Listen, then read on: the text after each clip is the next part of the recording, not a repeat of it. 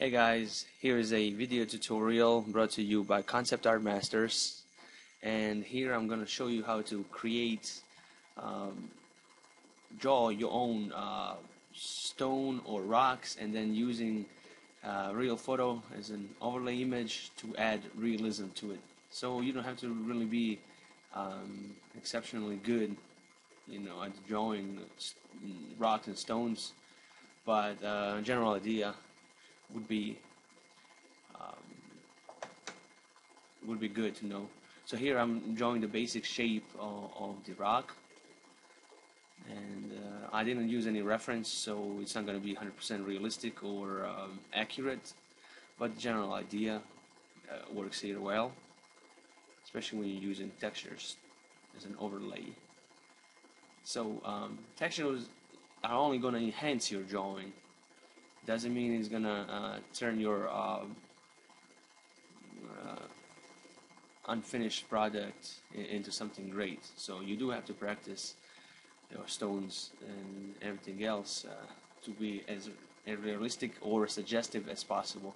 So right now I'm adding the darker portion of the stone because my light source is coming from the left. So anything that light doesn't touch is going to be in shadowed area. See how it's already starting to resemble kind of a rock.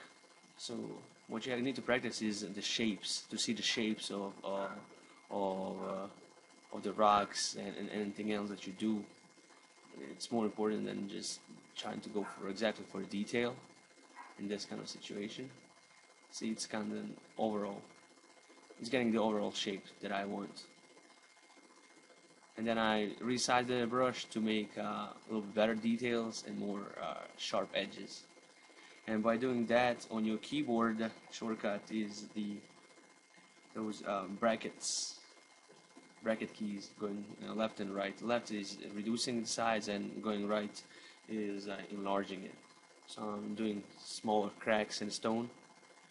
Now remember, the light source is always going to be on the left, so you always have to pay that attention to that.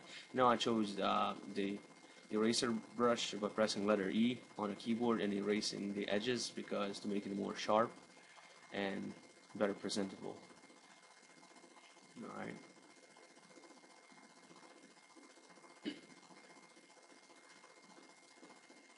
And there I'm adding a little detail, a little variation to the rock shape to make it more interesting. I keep on erasing it.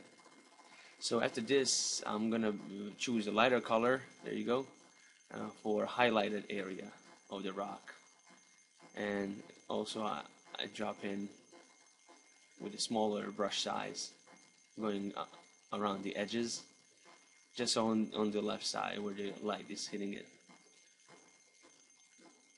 And then I'm gonna enlarge the brush and add more of the light source.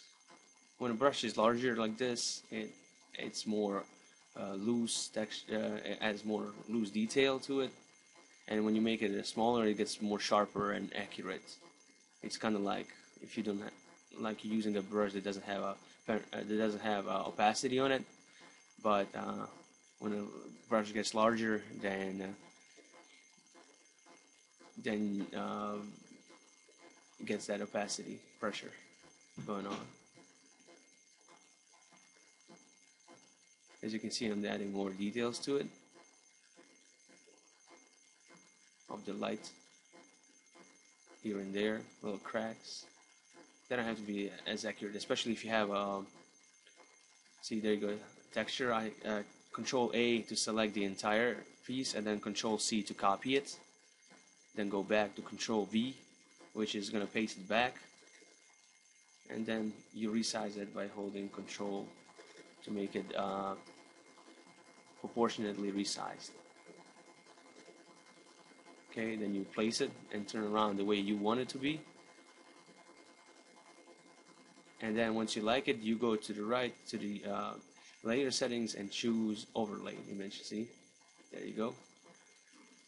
And now you do not want to destroy this image, so what you're gonna do is create a layer mask, which is, there you go, that button right there creates a layer mask, and then your brush has to be set to black. And that way, when you paint over the areas that you do not want to see, they're like being erased, but you actually are creating a mask around it. So you're not really destroying the original image. The original image is still there.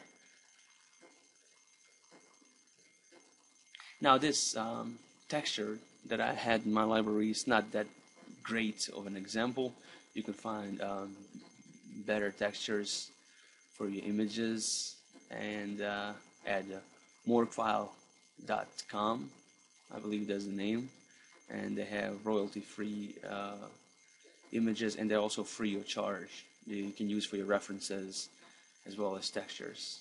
And if you find something more realistic and a better texture of a rock, it will look a lot more realistic. But see how it's already getting that kind of realistic feel of a brush. Now this is not the best work. It's done really fast, about 6.5 minutes, but it gets the point across, and you can automatically start practicing in creating more realistic images. See when you link it. Alright, thanks for watching Concept Art Masters video. Hopefully I will have new tutorials soon to present to you guys. Thanks again, bye.